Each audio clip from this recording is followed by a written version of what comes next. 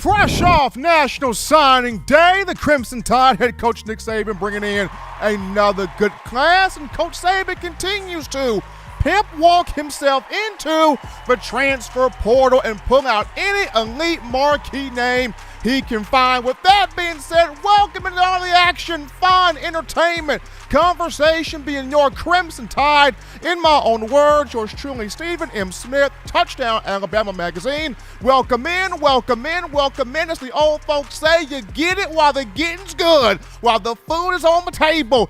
Get it right now. We're bringing you the show from the magic city of Birmingham, streaming this to you on YouTube. Speaking of a channel, go ahead right now, drop a thumbs up, give a like on the show, hit that subscribe button, get your friends to subscribe, buddies to subscribe, so they can have all that they crave, want, and information to know about their favorite program, that being Alabama football. Hit that, turn on all of your notifications, hit that little bell so that way you can get all of your news, notes, updates on your Crimson Tide. We also got you covered on Facebook and Twitter as well, streaming to you the show. And we got a jam-packed show on today. We're going to be joined by two big-time guests. I got my man, the legend, George Teague, Alabama legend, 1992 national champion, the best, one of the greatest safeties to ever play for the Crimson Tide. He's got some thoughts tonight. We'll also be joined by the lead scouting and recruiting analyst for TDA, my man Justin Smith, to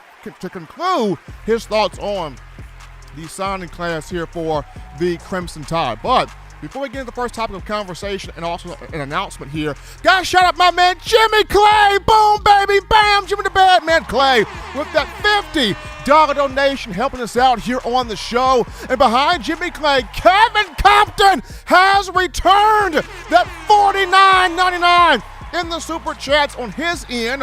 The daily Super Chat goal of $75 has been met. Appreciate the love coming from all of you. Now, the announcement is this will be the last show for until after next week. So next week will be off for the Christmas holiday season. We will be back the week of the 27th, Monday, December 27th, to kick off more shows as we break down Alabama-Cincinnati for the college football playoff semifinal matchup, the Goodyear Cotton Bowl at AT&T Stadium in Arlington, Texas on New Year's Eve. So this will be the last show for now. Next week, whole week off, but we'll be back on the 27th to get you more football content. But we want your passion, we want your phone calls, we want your energy tonight. You can do this by calling 205-448-1358. Number to call in, 205-448-1358. And one more time for the little old woman in the back, 205-448-1358. Want to hear from you. Got my man John Ivory in the production studio. We got to shout out D.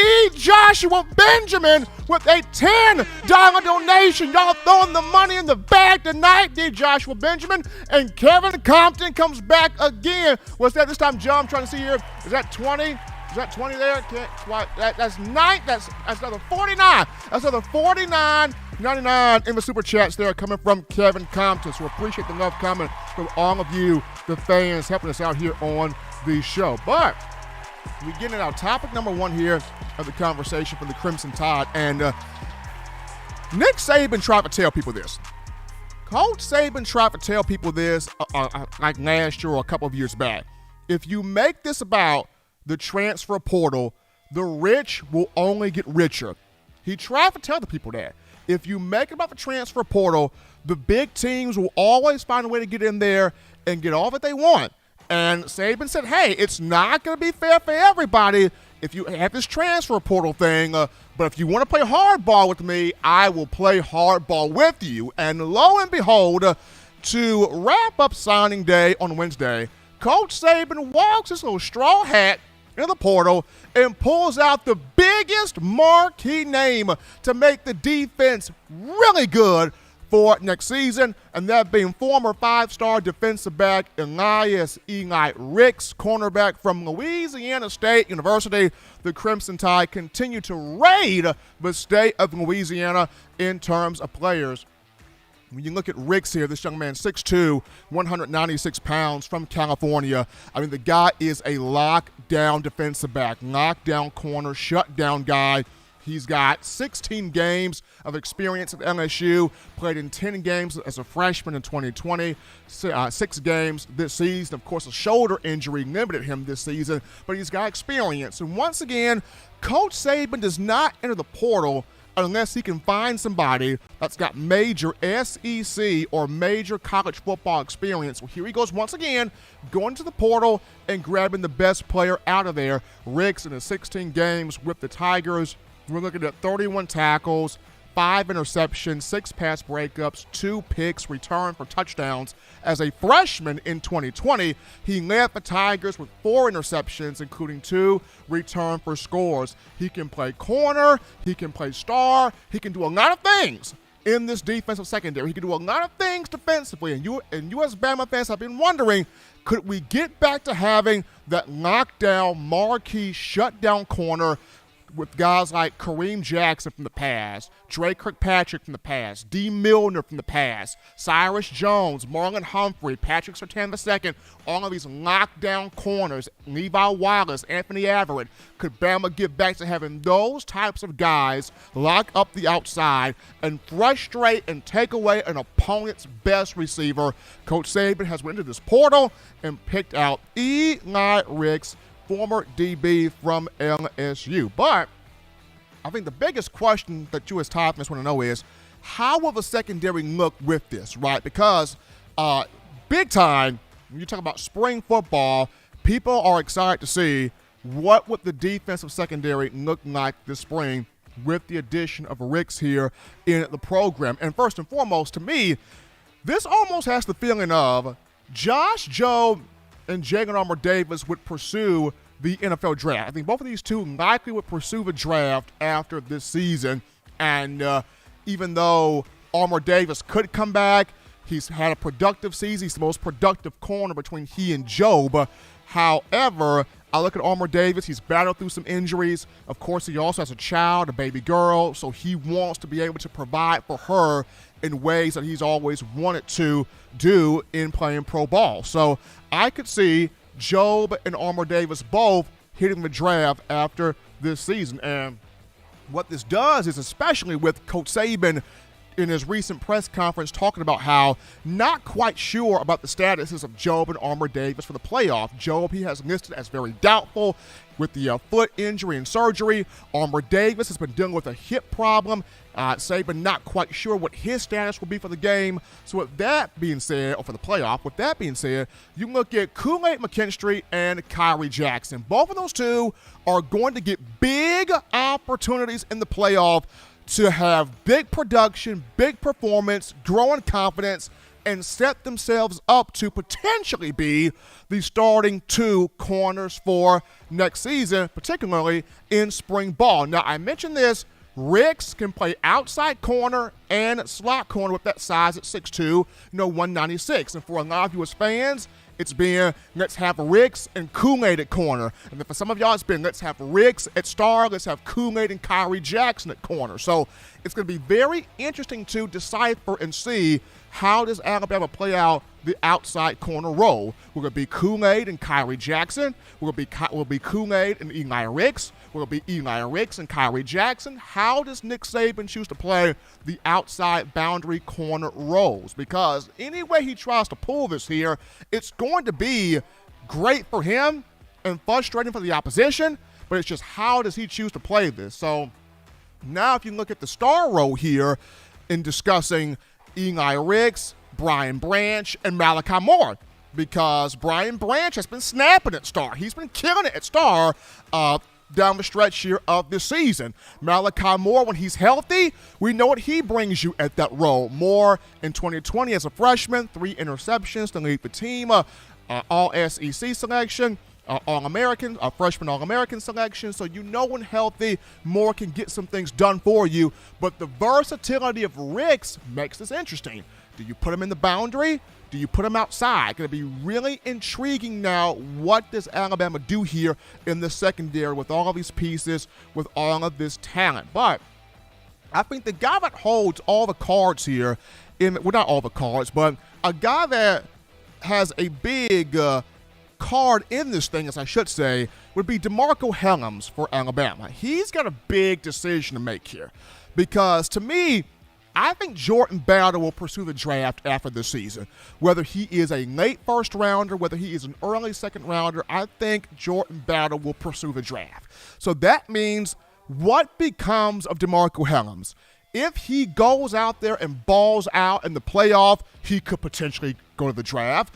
If he has a good playoff but not just a dominant playoff, he could come back or he could transfer. Now, if he comes back, you could put Hellams at strong safety because with his build, with his playing style, with his frame and how he likes to attack the run and play in run support, he fits more of a box strong safety, if you will. He's not a free safety, he's more of a strong safety. So you could put Hellams there, which means at free safety, you could have Brian Branch there, you could have Malachi Moore there, you could have Christian Story, who's really good. He can play at that spot. So, but if DeMarco Hellams was to pursue the draft or transfer, then you could have a situation where Christian Story plays free safety, Brian Branch plays strong safety. There's just so many pieces here, so many intriguing parts here to this Alabama defensive secondary that just got better with the addition of Eli Ricks. It'll be interesting to decipher where does Nick Saban go with this, how does he play this, which guys does he put where, which players does he place where, because as important as last spring was, when you look at Bryce Young being a first-year starting quarterback, they'll start off in the spring. When you discuss, Bill O'Brien coming over to replace Steve Sarkisian as the offensive coordinator, and discussing which one of these or how many of these 2021 guys from that freshman class could get on the field starting off in spring ball. As imperative, as crucial as this past spring was, I think next spring is just that big, especially for the Alabama defense, because you got to figure out, which guys will choose to turn down the NFL draft. Jordan Battle could turn it down. DeMarco Hellams could turn it down. Henry To'o could turn it down. Christian Harris could turn it down. You got to see what Byron Young does. He's a junior. So a lot of names here defensively for Alabama that we're going to be having our eyes on here in the playoff in terms of how do they perform, how do they play, what do they do in terms of either setting themselves up to go next level or potentially coming back to Alabama. But Nick Saban, Crimson Tide, the rich got richer to wrap up signing day on Wednesday, or the first part of signing day on Wednesday, and landing Eli Ricks, former five-star DB from LSU, out of the transfer portal. You got to think Bryce Young had a big deal to do with that, or a little bit of a deal to do with that. Ricks and Young, both from California. Both guys know each other. Both guys, pretty good friends in their own right. And, of course, once Ricks made the move to come to the Crimson Tide, Bryce Young reached out to him on Twitter saying, "Welcome in, family. Let's go, brother. Let's work. #Roll Tide." So this team's ready to go. This defense is ready to go. Bama brings in a huge piece from the portal in Eli Ricks. But we take a break right now, folks, on Touch That Dial. Just getting started. Upon our return, we're going to actually sit down with our guys, George Teague and Justin Smith, to talk Crimson Tide football and Bama recruiting. We'll be back right after this. You're watching In My Own Words with Stephen M. Smith, brought to you by We Own the Fourth Quarter. Get your four-finger bling necklace today by visiting WeOwnTheFourthQuarter.com. Throw them foes up. This is Matt Caddell, former Alabama wide receiver, and you're listening to In My Own Words with Stephen M. Smith with Touchdown Alabama Magazine. And I got 2 words to say, baby. Roll Tide.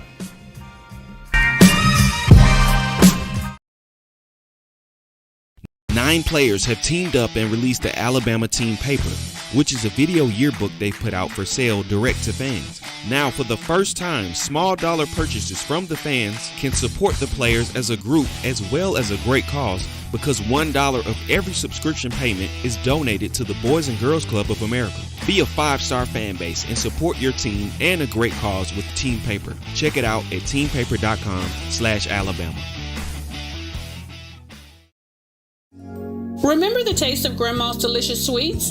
Emily's Heirloom Pound Cakes brings back those precious memories with just one bite. Each cake made from scratch. They make the perfect dessert to share with family and friends for any occasion, and ordering is easy.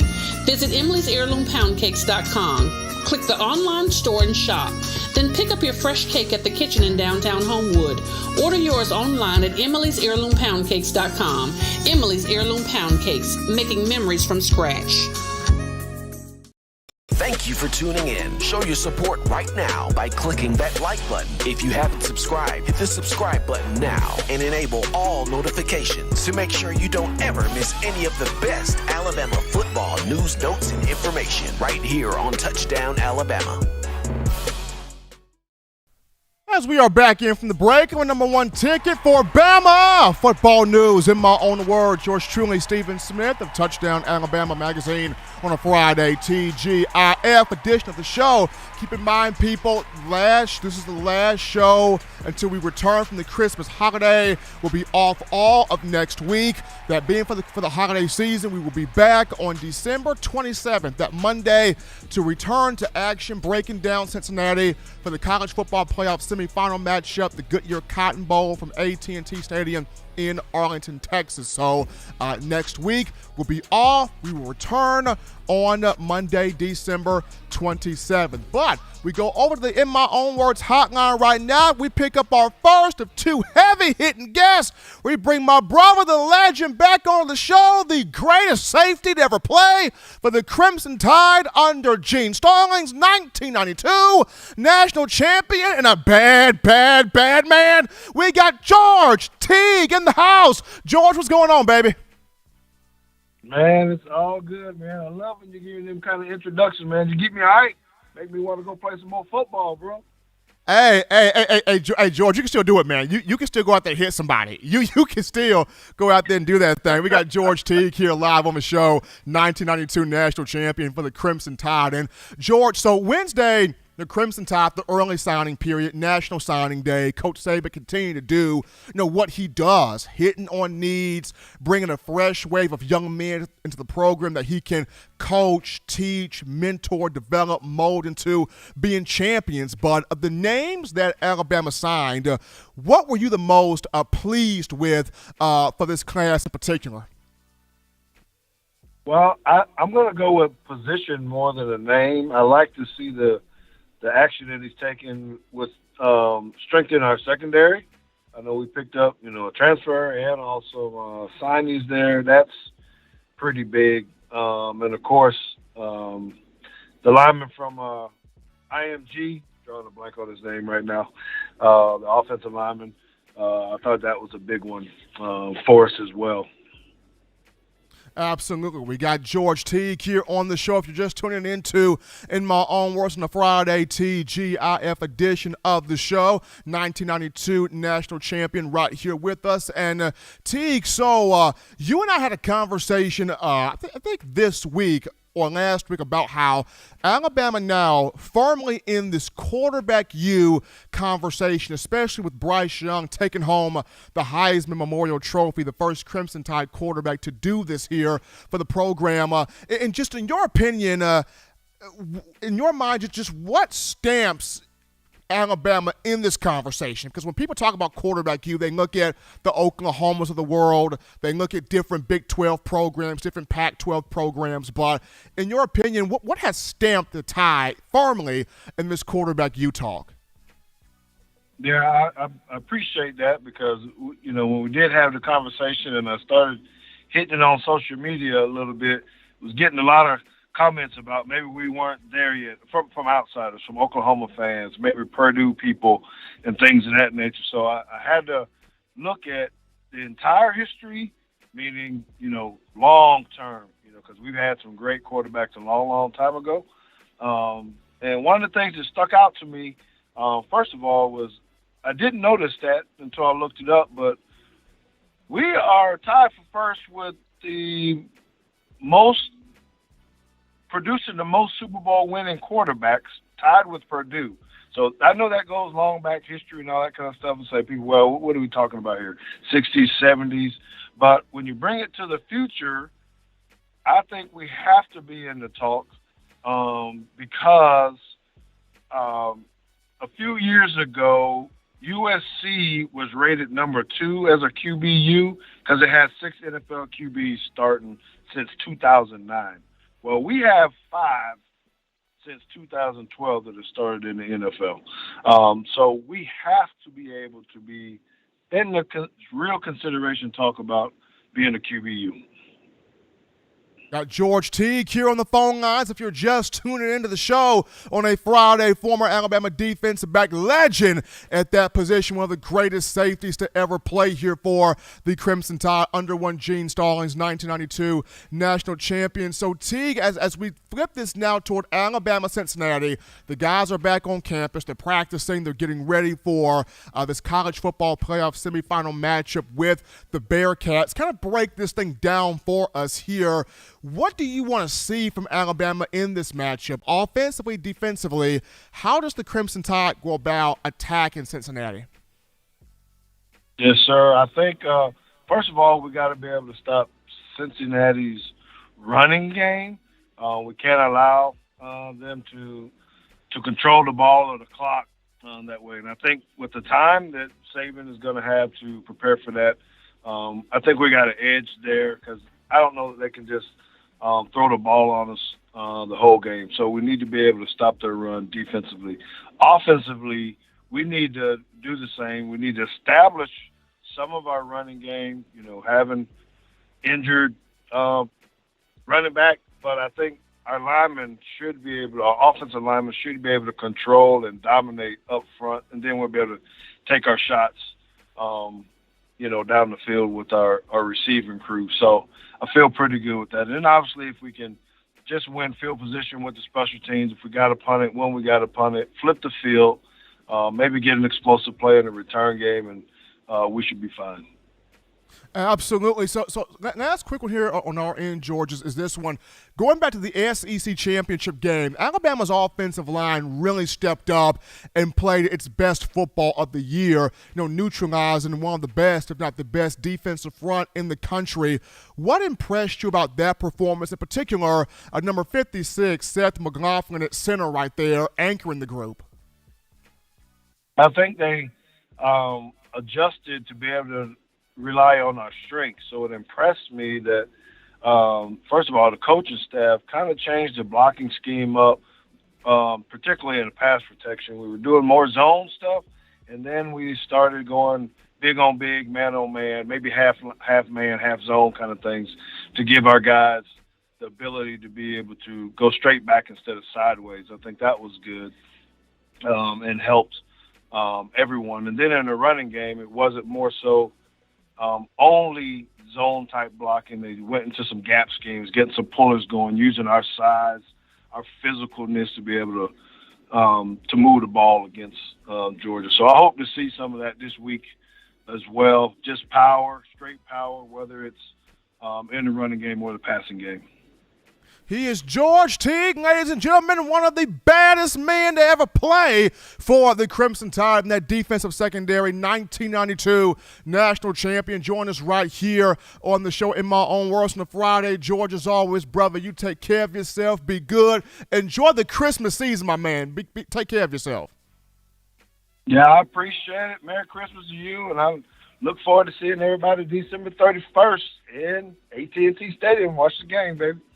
Absolutely. George Teague, former Alabama safety, Crimson Tide legend, joined us here on the show breaking down Alabama football. But now we go to our esteemed scouting and recruiting analyst for Touchdown Alabama Magazine.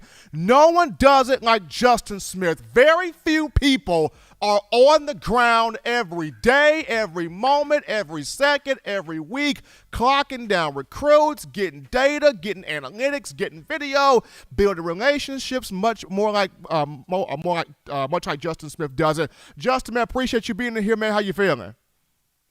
I'm feeling good, Stephen. It's always good to be in my own words. I'm talking recruiting.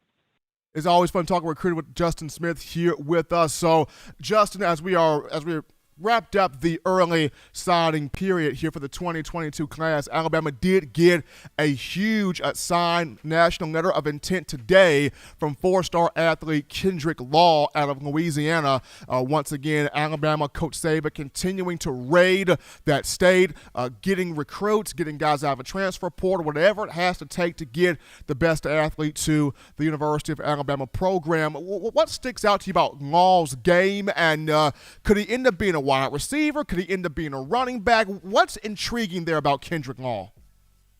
Oh, I think you just said it, Steven. The versatility that he brings to the game is what is really intriguing about his whole playing style. When you look at his body frame, he says at 5'10", weighs approximately 190 pounds, so he has the frame of a running back. But when you take a look at his film, you see him playing running back, you see him playing wide receiver, a very versatile prospect in this 2022 recruiting class. When you see him playing running back, he looks natural there. He looks like some of the top running back prospects in this class look like when they are playing running back. Hits the hole with a lot of explosiveness.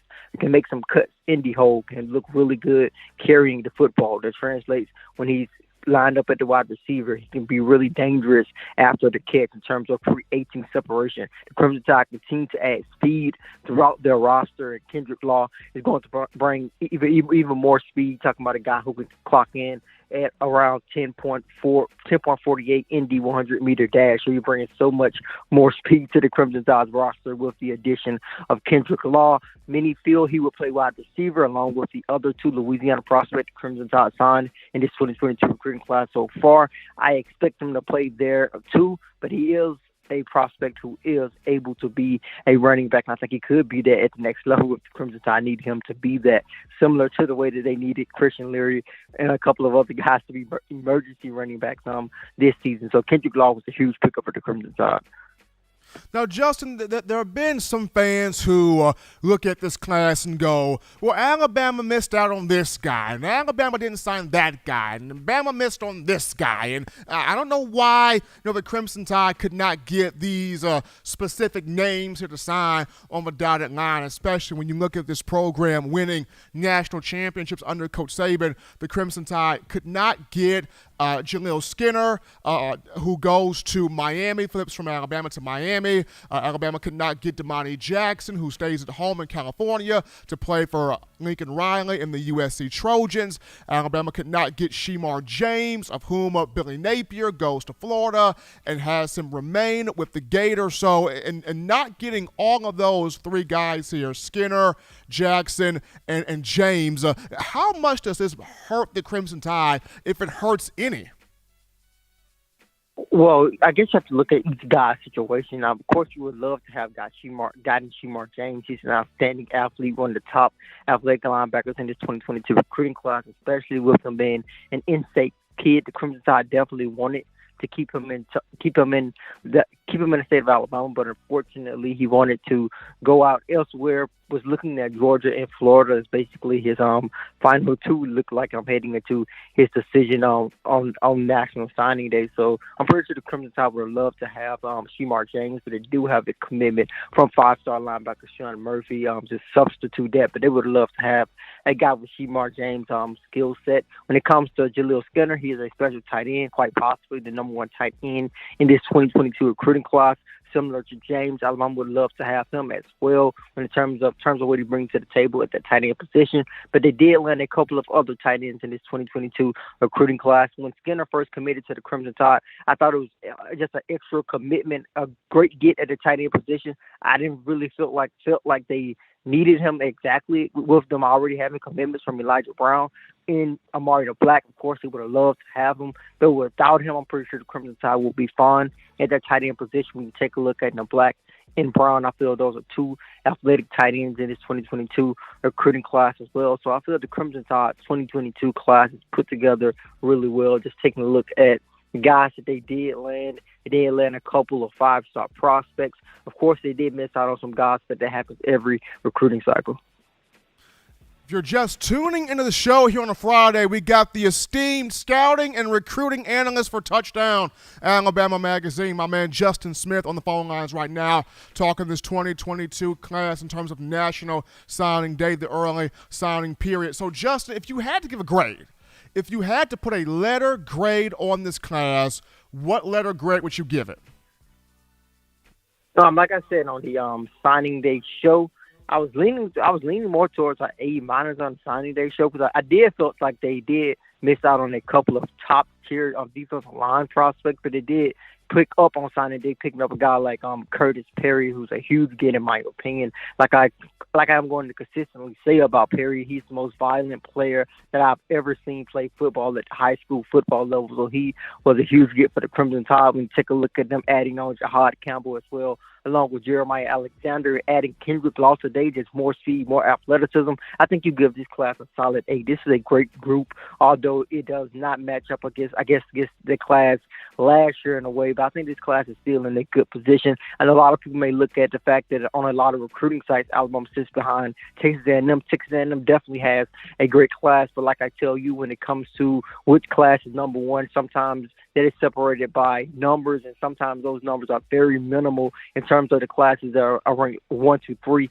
at least. And if you go on anybody's recruiting rankings, team rankings, Alabama is at least going to be in that top 3. So I think this is a very good group for the Crimson Tide. They may not be done. It is definitely a solid A group when we add in the fact that former 5-star defensive back and former LSU defensive back will be enrolled at the University of Alabama around the time that some of these guys join the team as well. So I think the Crimson Tide have an opportunity to even go into the transfer portal to make this class even stronger. So this is a great group for the Crimson Tide, in my opinion.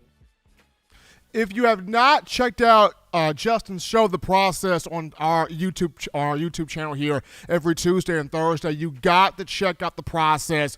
Justin breaks down every recruit, every prospect, every athlete from all angles, all data, all analytics. He is out there on the ground scouting these guys, getting notes on these guys, crafting and fostering relationships with these young men on the recruiting trail. Also, you got to check out the Touchdown Alabama independent recruiting rankings done by our own Justin Smith. You know, Justin, when the guy's a 3-star, Justin tells it the way it is. If he's a 4-star, Justin tells it the way it is. If he's a 5-star, Justin tells it the way that it is. And like I said, you rarely see guys with their feet on the ground everywhere that recruits are at. Justin Smith, the guy that's out there everywhere where these recruits are located. But Justin, as always, man, we appreciate you coming on to take care of yourself, man. Stay safe, be good. Enjoy the Christmas season, brother. You do the same, Steven.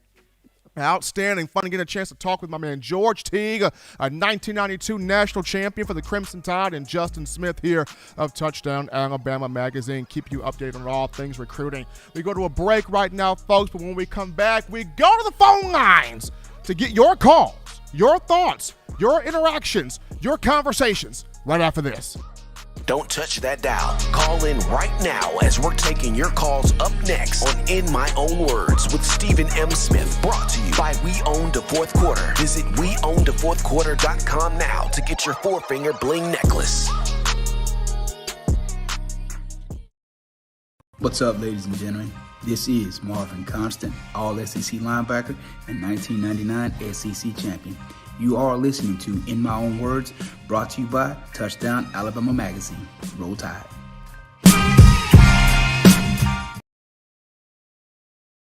Every sports fan deserves the proper representation. Whitwell Sports introduces to you the Title Towel. Wave that Title Towel in the air like you just don't care in support of Nick Saban and the Alabama Crimson Tide. Only $9.99 and it lasts a lifetime. Head on over to WhitwellSports.com and get your Title Towel today.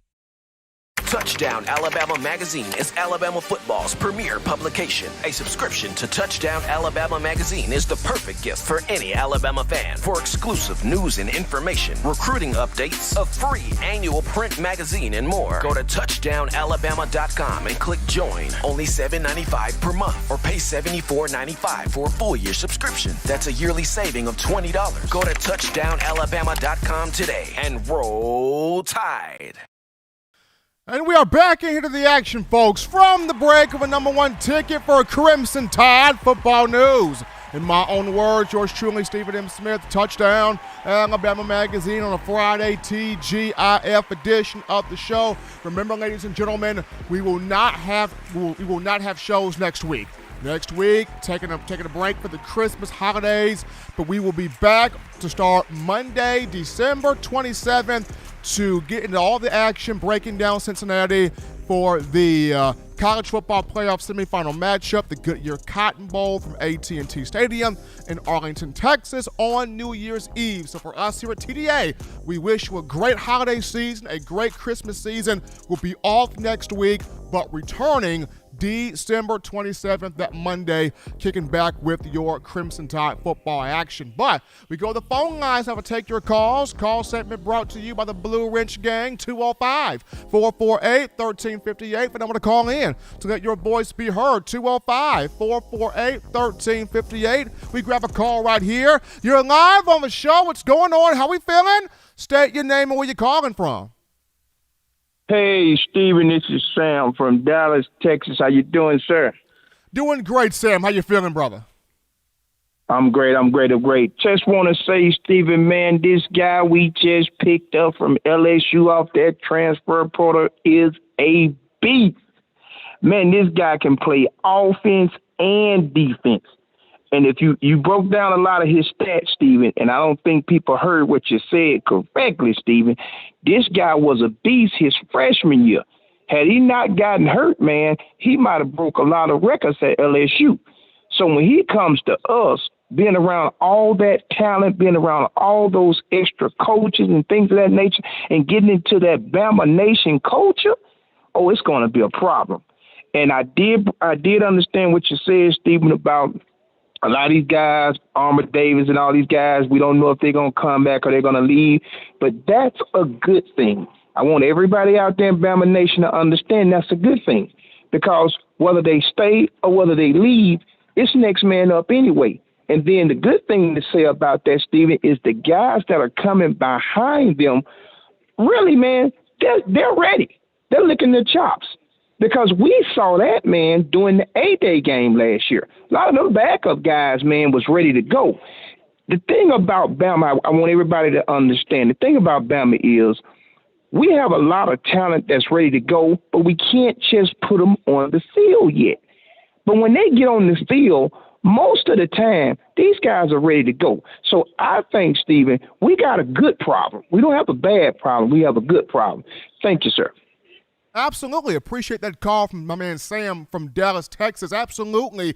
Eli Ricks, with him in here, like I said, Saban can play this any way he wants to with this depth, and Ricks bringing in experience from the SEC, from LSU, and it's going to work here for the Crimson Tide. Whether you put him at outside corner, whether you put him at star, wherever you choose to play him, that experience is going to pay off dividends here for this program when you talk about Ricks coming over from the transfer portal. But we grab this call here. You're live on the show. What's going on? How we feeling? State your name and where you calling from.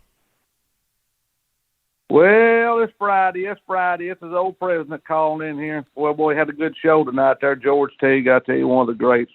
Alabama, he'll go down as one of the greats to ever play at Alabama. And Justin, he's always laughing and smiling. But I'll tell you what there, Stephen, we had a good recruiting class this week. I sure did enjoy the show y'all done. Y'all done a great job on that, you and Justin did, breaking down everything. And looks like Coach Saban's racking them up again. Well, it's not going to be long to Christmas. Maybe Santa Claus will fly over here and drop us off a Cotton Bowl trophy, and also drop us off a national championship trophy, and we can sort of have them hid there till we win the ball game. Then we'll break them out there and take some pictures and smile, and all that good stuff. But anyway, you remember, I'm going to say this, and Stephen has said it now. No shows next week. We'll be back on the 27th. That'll be on Monday. So everybody enjoy your Christmas. I'm going to say Merry Christmas to everybody in the chat. We got a big show tonight. I got to get out of here. People want to call in. Merry Christmas to everybody. I love all of you. TDA loves all y'all. We'll be back on the 27th. All y'all stay safe. Have a great Christmas. We love you once again, and we're going to get out of here. Stephen, Merry Christmas to you, Justin, Mr. Bias, everybody. John, y'all stay safe. I'll see y'all back on the 27th. Merry Christmas, everybody. Bye-bye, everyone. Appreciate weighing in there for that call on a Friday, getting us rocking and rolling here. We grab this call. You're live on the show. What's going on? How we feeling? State your name and where you calling from. Evening, it's your boy Coach Smoot, man, from What's Phoenix happening City. with you? And man, you already know, man. This I want to continue and piggyback off of what you and George Teague were both saying about this recruiting cycle and how we've made dividends in the transfer portal for the past 2 years, man. And I don't think people understand, like you said earlier, Saban is playing chess, not checkers, man. The rich get richer in this transfer portal. Guys watch. When things aren't going their way, they watching the top programs to see where they could fit in. And I know Jay Will might say, hey, he wasn't, but he knew. And he saw that type of offense. He saw the potential in Bryce Young. He was following Bryce Young before Bryce Young got signed to Alabama. To see that. And now you got guys that's in the transfer portal, wide receivers, you got DBs that's looking at this defensive line, this young defensive line, these young linebackers that they get to play behind these beasts. That you got Will Anderson leading a group of young guys on that defensive the edge there's like 4 or 5 deep right now. You got Will Anderson, you got Drew Sanders, you got Dallas Turner, you got guys that ain't even getting burned like they should be, and they getting out there when they do get in, and they're making impact. I can't remember my guy's name. He made a nice play last against Georgia. But when I say these guys are ready, and you got this group of talented freshmen this year that are sitting and waiting their turn, my only concern is you got guys like Ajayi Hall that have shown early in the year that he the attitude problems or maybe the schoolwork or whatever it is. You got guys that left early, Marcus Banks. Just guys leaving early and not trusting the process, and they're about to miss out on a possible three-peat, man. I think we've been so focused on all the issues that we had on the field this year, the small stuff, because we weren't perfect. I think we're missing out on the fact that we're suiting up to start a run for a repeat on the 31st of this month, a back-to-back repeat, national champs, SEC champs, and national champs. We'll be the first team to do that since when? You know what I'm saying? And then with the recruiting classes that we're bringing in and the way we're hitting the transfer portal, Saban is securing growth space. You bring in an experienced cornerback like Ricks from LSU who played at this level already, and you got Kool-Aid getting crazy experience. You got guys like Kyrie Jackson who has experience getting thrown into the fire, and we all know he has the talent. You got experience just being able to get healthy, take that time, getting healthy to get back for the big game, because these younger guys, the guys that haven't been playing, they're now getting on the field and they've been actually working and it's showing. Man, we are securing the future even as we prepare for a national championship run. And it's crazy. People think so on such a low level, and we got to remember what type of coach we have. We're going to have this guy for at least another 5 to 7 years. I say another 5 to 7 years. And even after that, who's to say Saban doesn't become an AD or something? Just appreciate it. And then one more thing, Stephen, I'm going to go about the QBU talk.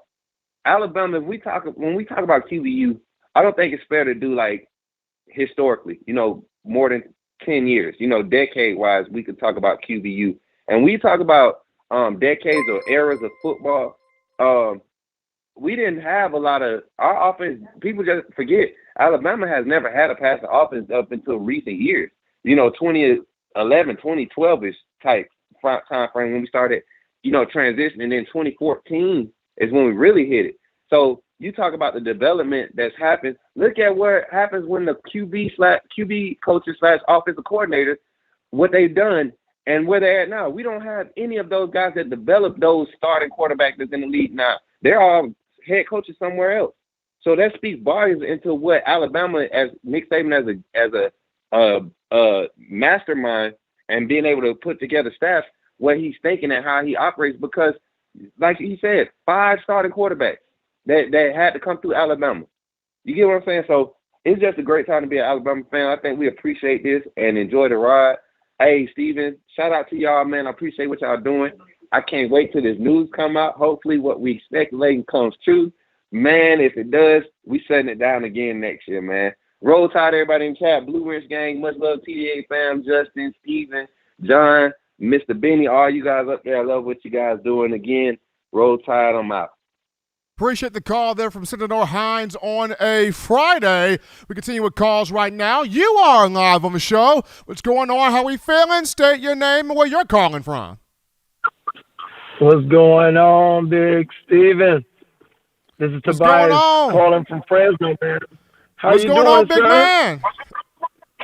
Oh, man, you the one, man. You breaking up these press conferences, man. You the guest on these other shows, man, and they need to have you, man, on First Take and start calling you in so you can give some of that great feedback there, man. You're awesome.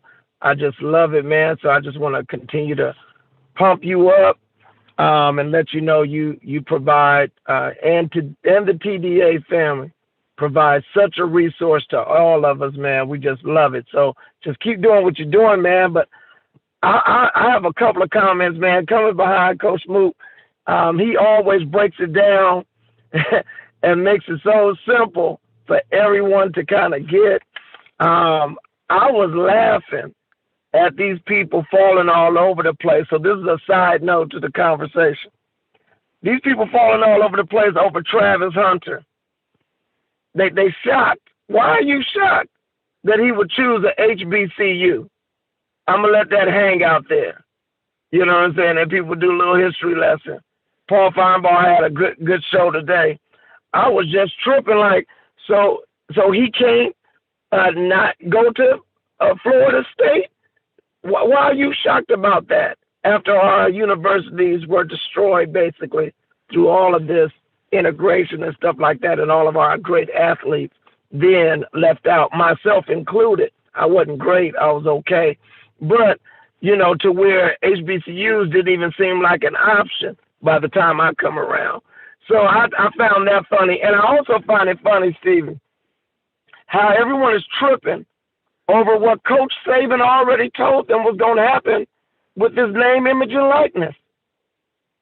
Everything they do to try to stop Saban, the Empire, we need to have an early signing date. Okay. So now the early signing date is actually the signing date now. Now, we need to make sure we allow people to transfer. Okay. Yeah, you got all of these kids in the transfer portal with no place to go. And the rich keep getting richer because Saban is a mastermind, like Coach was just saying. You look at our numbers. Our rating per player is better than Texas A&M people. They have 26 recruits in, we have 24. Our average rating is at 95+%. The quality of athlete coming into Alabama is still number one. So and I ain't diminishing Texas A&M for celebrating. They should celebrate. This is great for them. But do note that there's a reason why we're sitting at 24. Because Saban and them already are preparing to bring in quality, top-tier transfers. There's a couple more on the board for this year. But there's going to be a couple of transfers that come in that are going to, day one, set us up for a potential three-peat if we can win this year. Even if we don't, we're going to be back in the hunt again the following year. The other thing, Steve, I wanted to throw out there is when these news sites say Alabama lost this recruit, Alabama lost, that's clickbait. That's just trying to get people to click on it. It sounds interesting that the big empire might be falling apart. Alabama is going to get most athletes they want. What you guys have to understand is it's just like the draft. There are recruiting boards that says who's number one, who's number two, who's number three, who's number four on that list. Remember Kirby Smart with his still himself taking pictures of the board before he left. And that was to try to woo recruits to say, listen, you number 4 on Alabama's list. So although they gave you a committable offer, you're not number 1 on their list. So I'm so glad that Teague brought that out. Or somebody brought that out, or maybe it was Justin, brought it out, that even with Jaleel, and I wish that kid the best, when I looked at it, I'm like, man, we got 2 incredible tight ends coming in already. So people, calm down. Don't start getting worried about the recruiting class. As Justin said, we're talking about micro. You can't even see it with the naked eye, the difference in those athletes. But the difference is when you come into Bama, you're coming into the process, and the development of that player will be astronomically greater than any other place. Keep doing what you're doing, Steve. I wish you guys would just do the best of your shows next week and just do repeats, because some of us are crazy enough to just watch all of that too, because we love the content. Man, keep doing it. I'll hit you up in the chat with some cash. Roll Tide. Appreciate Tobias Brookins for that. You know what, John? Put that on the board. Have a best of TDA all of next week. You know what? I'm feeling that. Best of TDA shows all of next week. We probably need to get a blooper reel to put with that also, because we got some bloopers here that we may need to roll out at some point. But we continue with phone calls right now. 205-448-1358. Now I'm going to call in. We grab this call here. You're live on the show. What's going on? How we feeling? State your name and where you calling from. Hey, Steve, this is Robert from Chicago. How you doing? Robert, what's happening? Hey, I'd like to give you a stream of consciousness on a couple of subjects. First of all, we really haven't talked about the special teams much this year, and I'd just like to, give you my grade. I think Will Reichert has been somebody we haven't talked about. I think he's done an outstanding job. I think we take him for granted, so I give us about an A- with the field goal game, and I think that may be critical as we move into these next ball games. I'm a little concerned about the punting situation. I think the gentleman from Australia has done a decent job, but we do seem to lose field position at times with him. So I'd give him about a B-. And I think our cover team, as long as Jamison's out there, is about a B. So I think the kicking game and the special teams could be a decisive factor, particularly if we get into a close game down the road with in the championship. Number two, I think the secondary situation is reminiscent to the Legion of Boom with Seattle back in the heyday of Richard Sherman and those boys. I think with the type of secondary we could have next year, it could be perhaps the greatest secondary in the history of Alabama football.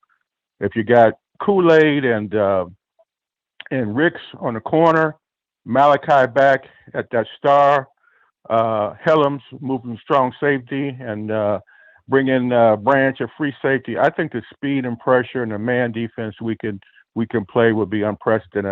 I think it'd be analogous to the Arkansas basketball 40 acres of hell, 40 minutes of hell. I think the pressure we could put forth would be unbelievable. So I'm really looking forward to that secondary really being the driving force of that defense next year. I agree with all the comments on the recruiting. I think Alabama, from an assistant coach standpoint and development standpoint, is head and shoulders above everybody else. So I think that becomes the tiebreaker in terms of not only recruiting but development. And I think the last point I would make is as we look at this game coming up with Cincinnati, I know we'll get into it more, later the next week or week after. I do think it's a dangerous team.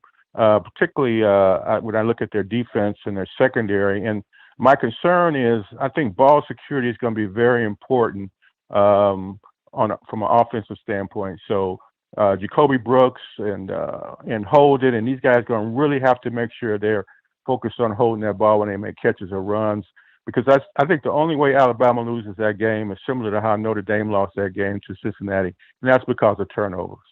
So that's my stream of consciousness. Welcome any thoughts you may have on any of those subjects. Thanks. Appreciate Robert from Chicago giving those thoughts here on the show.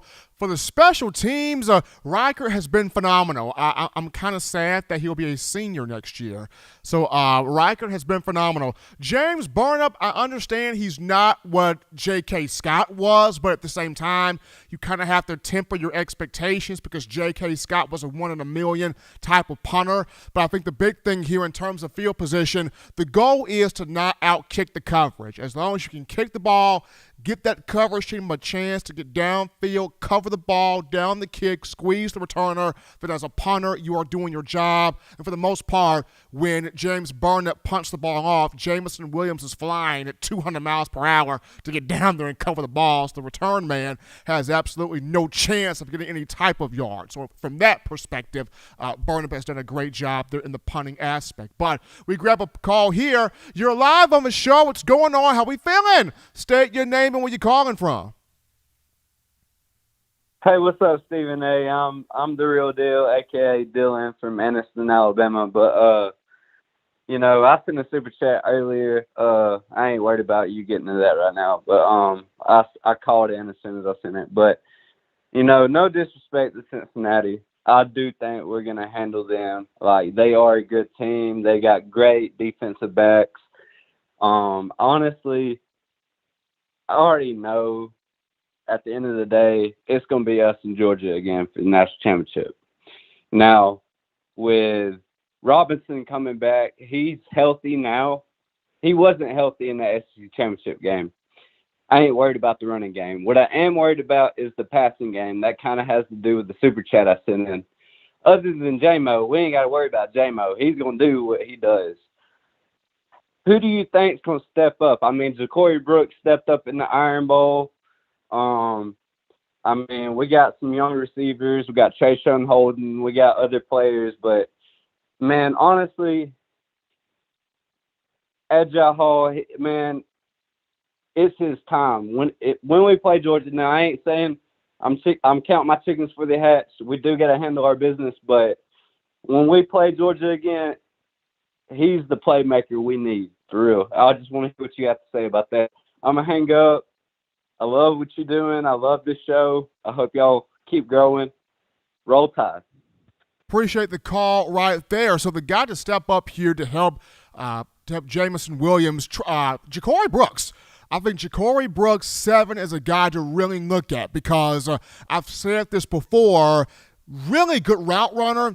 But the thing that impresses me the most about Brooks is he understands the magnitude of the moment. He understands the importance of the moment and wanting the ball in his hands and catching the ball in his hands in those moments, going back to the Iron Bowl. Now, of course, Trayshawn Holden will go on the field also. He'll play. He's got good speed, good size at 6'3".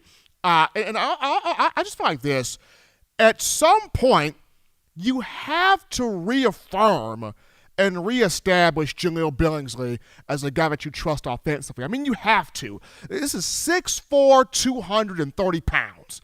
I understand early on in the season there was a little bit of a scuffle there with him and the coaching staff and some off-field stuff, but he's over that now. And we've seen him throw some mean blocks to spring receivers downfield for big plays. We saw him come up with a huge catch on 4th down in the Iron Bowl in the 4th quarter to set up a touchdown pass from Young to Brooks. So, and I know Jaleel has dropped some passes this season, but still, you got to establish that guy as we believe in you, we trust you. Because for me, this kind of feels like 2015 where you had 6'6" O.J. Howard on the roster the whole darn time. O.J. was right there. And Lane Kiffin waits to the college football playoff, Michigan State and Clemson, to put the ball in his hands. And we're all going, what? We waited till now? Bama waited till now to get O.J. the ball? I mean, I'm not complaining because it ended up being a national championship, but my goodness, we waited till now to get 6'6" Megatron that runs like a deer the ball? Okay. So this is going to be interesting here. At what point do you reestablish Jaleel Billingsley? But gosh, out the real deal with that $9.99 in the Super Chats. The real deal here, helping us out here on the show. We grab this phone call. You're live on the show. What's going on? What's happening? State your name and where you're calling from. I'm from Ohio. What's going on, man? I just want to speak on, this is for the Alabama fans. Listen, this year, we got it. Like I feel like Cincinnati, they got some good DBs. They got a good offense. They got a good quarterback and all that. But I feel like this year is ours. Georgia, we all seen the SEC championship game. Georgia, they don't have an offense. I'm going to just keep it like that. They have a good tight end. He's a freshman. He's a playmaker. You feel me? We played him once. Nick Saban, you feel me? Nick Saban know the whole rundown. He gonna do what he got to do to get his guys right, to protect all that. Cause everybody know we're gonna see them in the championship. Another thing I want to speak on: a lot of guys ain't really been saying his name, but JoJo Earl, he's gonna be a big piece of this Cincinnati game. I feel like, and the way he's back. I've been seeing a couple things about him, and I feel like he's just gonna be a big explosive. He just got to catch. I feel like from him, he just needs to score. So that's gonna unleash everything. Like, he's a big playmaker. I've seen him in high school. He's amazing. And our defense, like, this is for the fans. For our defense, like, next year, it's gonna be like 2015, 2016 defense. We're gonna be unstoppable. We're going back to back. That's all I wanted to say. Roll Tide. I'm hanging up, man. Appreciate the call right there coming into the show. And everybody for calling in, donating in, texting in, writing in, making this your show, your network, your platform, your space to talk Crimson Tide football. And we got some topics to get to. So first and foremost, how about Will Anderson, who entered a prestigious category for Alabama players under Nick Saban? Anderson is the 25th unanimous All-American of the Nick Saban era at Alabama. All 5 selectors, the Associated Press, Sporting News, the American Football Coaches Society, the Football Writers Association of America, and the Walter Camp Football Foundation all selected him as a first-team All-American honoree. So kudos to Will Anderson. Unanimous All-American. Also, kudos to Bryce Young and Evan Neal. Those 2 were consensus All-Americans. Also, big shout-out to Jamison Williams. J-Mo, the Speedster Williams, has inked an NIL deal with Bose. With Bose speakers, Bose headphones. He gifted his team a pair of headphones. So, Jamison Williams teaming up with Bose there for that NIL deal. Kudos to J-Mo. We grab this call here. You're live on the show. What's going on? How we feeling? State your name and where you calling from. Hey, it's Jack from New Jersey. And I got a question for you. I'm going to be betting on this college football playoff game, Alabama and Cincinnati. I need to know whether or not Alabama is going to cover this -14 spread. I got to know whether it's going to be a beatdown like the previous college football playoff games, the semifinals, where they just mash on these not as good teams, or is this year going to be different in some way? Is Cincinnati even going to be close in this game? Cincinnati is a really good team with Desmond Ridder at quarterback. I'm not the betting man, so with me talking to you, I would just say hold your money, don't put it down. But if you were going to put it down, it's a safe thing that I think the Crimson Tide covered the 14-point spread, though. But appreciate that call right there. We're going to take a break here on the show. Don't touch that down. When we get back, we continue with calls. So we're not continuing with calls. We're going to go to the final topic, and there we go. We're going to tidy up loose ends with the final topic for the day and give him my thoughts on the 2022 signing class. You'll hear that right after this.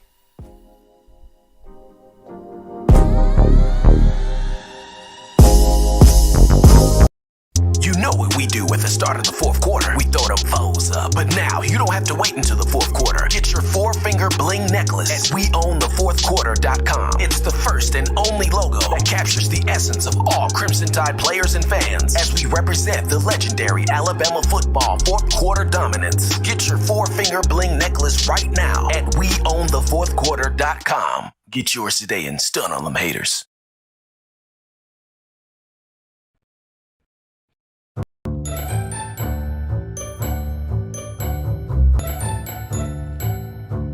Look at all these great players in Touchdown Alabama magazine. Man, wait till I turn up this year. I'm gonna be on the front cover. But what if Will goes off? Or Joe, DeMarco, Chris, Tim, Christian. Don't wait. Order now at touchdownalabama.com or call 833-483-2624 today. Thank you for tuning in. Show your support right now by clicking that like button. If you haven't subscribed, hit the subscribe button now and enable all notifications to make sure you don't ever miss any of the best Alabama football news, notes, and information right here on Touchdown Alabama. And we are back into the action here, folks, from the break of a #1 form for Bama. football news. In my own words, yours truly, Stephen Smith, Touchdown Alabama Magazine on a Friday, TGIF edition of the show. Appreciate everybody for checking us out here on this evening. Once again, people, next week will be no shows. There will be no shows next week celebrating the Christmas holidays. But we will be back on Monday, December 27th to break down Cincinnati, Alabama college football playoff semifinal from AT&T Stadium, Arlington, Texas. That will be on New Year's Eve, but the show will return on Monday, December 27th. We're wishing all of you a happy, a blessed, a merry, a safe Christmas season as we will make our return to In My Own Words on December 27th. Also, shout out to my good man, Ricky Green, who is in the chat this evening, helping us out here on the show, chatting amongst the people. Shout out to my man, Ricky Green. But also, shout out to my man Tobias Brookins from Fresno with that $20 donation in the super chat, showing love here on the channel. As always, before we get into the final topic of conversation, I got to remind you of TDAwear.com. That is TDAwear.com. So for all of you fans still overjoyed with the Crimson Tide's national championship from the 2020 campaign, we want you to check out our championship collection merch. This means you grab you an 18 of them things, folk, hoodie, t-shirt, or sweatshirt, as well as our Got 18 We Do shirts. Designs that feature all 18 championship years on the back. You head over to TDAwear.com. Do it right now. TDAwear.com. You go to the Championship Collections merch tab, and you get you that gear today, showing that support for Coach Saban, the University of Alabama, the student athletes, and us here at Touchdown Alabama Magazine. But here we go here. So my thoughts here on Alabama's 2022 recruiting class. And in my opinion, I thought Alabama brought in another strong class, another solid class, a great class of young men who are of high character, who are of high quality, that Coach Saban is going to be excited to build, mold, teach, groom, tutor, mentor into being champions both on and off the field. And for me, it's always been about anybody can recruit the talent. It's how do you develop it, right? How do you develop it? How do you cultivate it? How do you mentor it? How do you pull the best out of it? Most importantly, can you win with those guys on the field? That's the big deal because, let's be honest, Butch Jones at Tennessee recruited talent. I mean, he got 4 and 5 stars, but he could not develop them, and they didn't win anything, with those guys. You look at Kirby Smart at Georgia, who's been pulling in 5-star after 5-star, number one class after number one class, and you got Georgia fans looking like, Kirby, is it finally a national championship? Kirby, can we finally get a ring? It's been 1980, Kirby. We got children and grandchildren and great-grandchildren who don't know what a championship look like. Is this finally the year, Kirby? You got that going on. Even down there at Texas A&M where, yes, the Aggies beat Alabama this year, absolutely, and Jimbo Fisher has assembled some big recruiting classes, but it hasn't resulted yet in SEC championships. It has not resulted in national championships yet. So the big thing here is you can recruit the talent, and it's important to get the talent in, absolutely. But just as important, or probably even more important, is how do you cultivate it? How do you craft it? How do you develop it? How do you tutor it? How do you mentor it? And can you win with it on the field? I personally go back to Alabama's 2018 signing class where, it finished barely in the top 5, but that class had 2 first-round picks, Jalen Waddle, Patrick Surtain II. Could have had a 3rd first-round pick in Christian Barmore.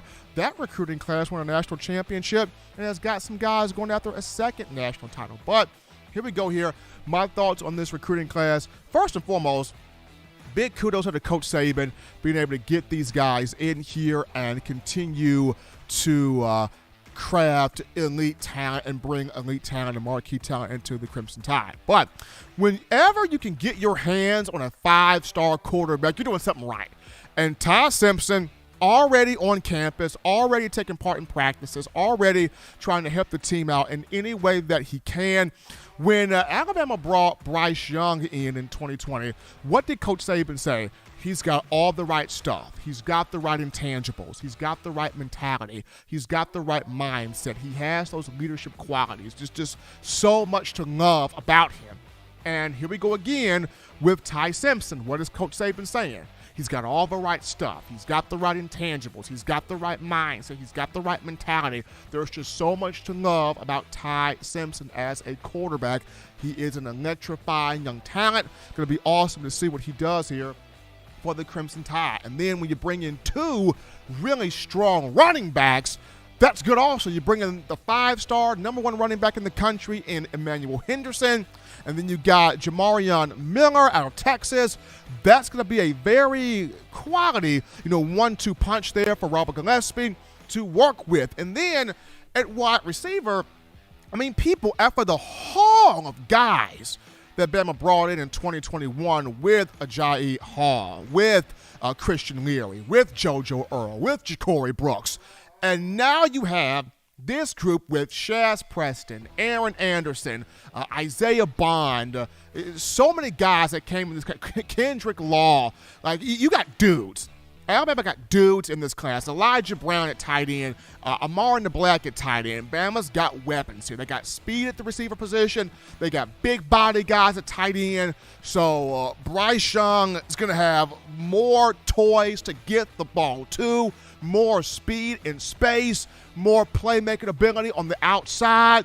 Alabama getting that done there where the receiving options are concerned. And then the offensive line. Going back to 2021, you brought in that massive group with the Brockemeyer boys, Tommy and James, J.C. Latham, Terrence Ferguson, Jayden Roberts. So you really didn't need a massive offensive line for this class, but you got 3 solid guys with Dane Shore, with Tyler Booker, and with Elijah Pritchett. So good group. Solid, sound group. So I thought Alabama hit on a lot of areas offensively. Defensively, yes, it missed on Marvin Jones Jr. It missed on Walter Nolan. It missed on Anthony Lucas. I get it. It couldn't get DeMonte Jackson. I get it. It may not get Denver Harris, who decides on Saturday where he's going to go. I get it. But the names it did get, critical names.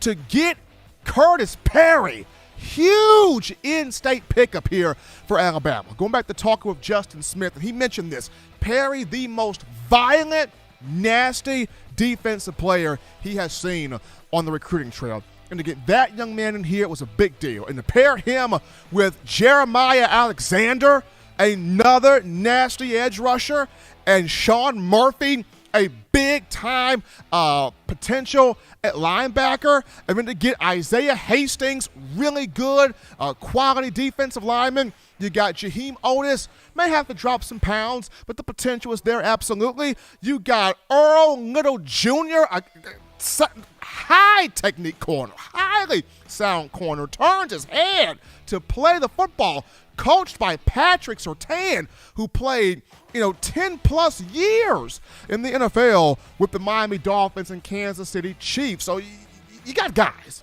Alabama got guys defensively. And then to pull Eli Ricks from a transfer portal from LSU, which immediately makes your defense that much better. So for me, I really like this class. I really like what Coach Saban and the staff did here with this group. If I had to give it a grade here, I would go A- myself. I would go A- myself. Sure, there were some guys that Alabama would have loved to have had in the program, but at the end of the day, not everybody's going to vibe with Nick Saban. Not everybody's going to rock with Nick Saban, and that's cool. I remember in 2008, Nick Saban looked Julio Jones in his face and said, Bama ain't for everybody, son. And from that day, you got some people that's going to rock with Bama, and you got some people that may not rock with Bama. But as long as Saban brings the players in that are willing to be coached, willing to learn, willing to be developed, willing to take all the necessary nurturing needed to be a champion, you got the guys in here to get that done. But as always, Tide fans, you want the best in news, notes, information, and coverage on your favorite program, that being the Crimson Tide. You can get this by accessing the Touchdown Alabama Magazine app. You download the app from the iPhone App Store if you're rocking Team Apple, Google Play Store if you got the Android phone. For your audio listening needs, check us out. We got you iTunes, Apple Podcasts, Spotify, Stitcher, Spreaker, Overcast.fm, TuneIn Radio, or iHeartRadio. As always, Bama fans, you can purchase individual copies of Touchdown Alabama Magazine, have those sent to your door. That link will be found in the description. If you're also trying to get the fresh edition, print edition of TDA, the magazine, here's what you do. You go to touchdownalabama.com, you click join, become a member, a subscriber today for that magazine. And you're also trying to get the four-finger bling necklace, four-finger bling jewelry, courtesy of our guys at WeOwnTheFourthQuarter.com. That link in the description as well. But until next time, folks, husbands love your wives. Wives appreciate, value those husbands. Children, weekend here, Christmas on the way. But weekend is here. Continue doing the right thing, fun thing, smart thing, good thing, legitimate thing to not be bored. You get you those 3 hearty meals a day. Those 3 great laughs a day, as always. You protect yourself. You protect the loved ones around you. We'll be back on Monday, December 27th to talk more Bama football, getting you set for Cincinnati. Enjoy the Christmas holiday season. Till next time, folks, I'm your man, Stephen M. Smith, spinning my own words.